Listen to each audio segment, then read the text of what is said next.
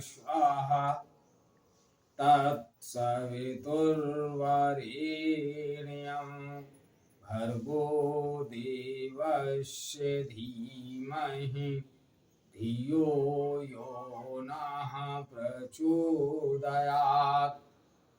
हे परमात्मा, हम सबको सद्बुद्धि दें, उज्जवल भविष्य के मार्ग पर आगे बढ़ाएं। परम पूजनीय गोस्वामी तुलसीदास जी द्वारा रचित श्री रामचरितमानस महाकाव्य का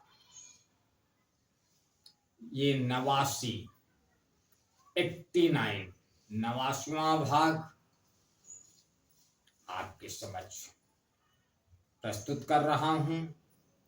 आप लोग इसका श्रवण करें और जीवन का आनंद उठाएं। गोस्वामी तुलसीदास जी लिखते हैं, शंकर का विवाह, शिव शंकर का विवाह हो गया। अब मैं रघुनाथ जी की, मर्यादा पुरुषोत्तम राम की कथा कहता हूं। सिद्ध तपोधन जोगी जन शूर किन्नर मुनि वृंद बसई तहां सुकृति सकल से वही शिव सुख कंद। सिद्ध तपस्वी योगीगण देवता किन्नर और मुनियों के समूह उस पर्वत पर रहते हैं। वे सब बड़े पुण्यात्मा हैं और आनंद कंद श्री महादेव जी की सेवा करते रहते हैं। हरिहर विमुख धर्म रति नाही, ते नरता सपन्यो नहीं जाही। ते ही गिरि पर्वत विटप विशाला, नित नूतन सुंदर सब काला। जो भगवान विष्णु और महादेव जी से विमुख हैं और जिनकी धर्म में प्रीति नहीं है, वे लोग स्वप्न में भी वहां नहीं जा सकते। उस पर्वत पर एक विशाल बरगद का पेड़ है जो नित्य नवीन और सब काल 6 ऋतुओं में सुंदर रहता है। त्रिविध शरीर सुशीतल छाया, शिव विश्राम वितप श्रुति गाया। एक बार ते ही तरु प्रभु गयऊ, तरु बिलो की उर अति सुख भयऊ।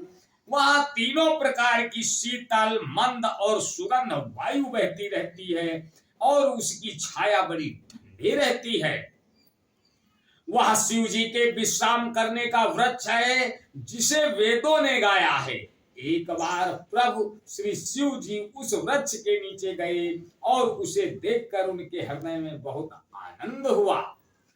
निज करि दासी ना गुरु प्रछाला, और बैठे साजई शंभु कराला। कुंद इंदुदर गौर शरीरा, भुज प्रलंब परिधन मुनि चीरा।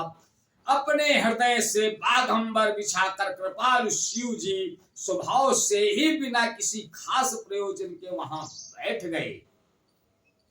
कुंद के पुष्प, चंद्रमा और शंख के समान उनका गौर शरीर था। बड़ी लंबी भुजाएं थी और वे मुनियों से वल्कल वस्त्र धारण किए हुए थे। तरुण अरुण आम्बुज सब चरना, उनक दुति भगत हृदय तम हरिना।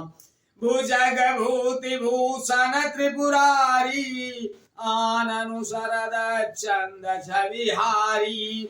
उनके चरण नए पूर्ण रूप से खिले हुए लाल कमल के समान थे। नखों की ज्योति भक्तों के हृदय का अंधकार हरने वाली थी। सांप और भस्म ही उनके भूषण थे और उन त्रिपुरा सूर्य के शत्रु शिव जी का मुख शरद पूर्णिमा के चंद्रमा की शोभा को हरने वाला, फीकी करने वाला था। जटा मुकुट सुर सरित सिर लोचन नलिन विशाल नीलकंठ लावण्य निधि सोहवाल विदुभाल। उनके सिर पर जटाओं का मुकुट और गंगा जी शोभायमान थी। कमल के समान बड़े बड़े नेत्र थे।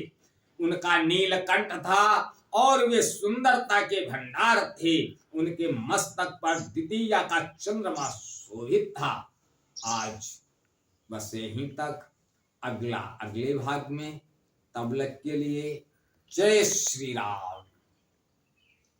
ओ